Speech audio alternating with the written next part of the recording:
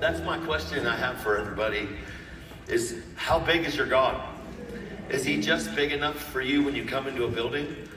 Or is he big enough to fit inside of your building?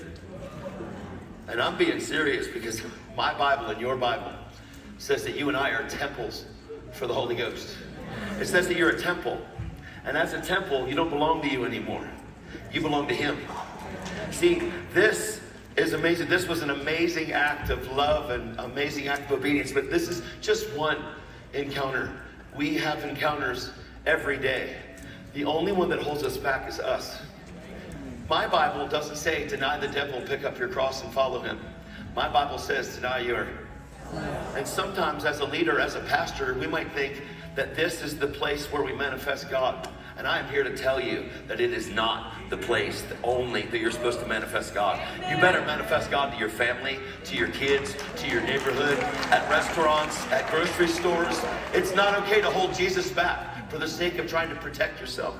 Passive Christianity sends more people to hell than anything else in the world. Passive Christianity sends more people to hell than anything else.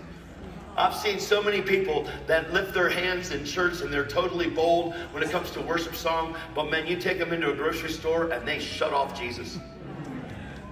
Now, I know that's not you, but that's some people.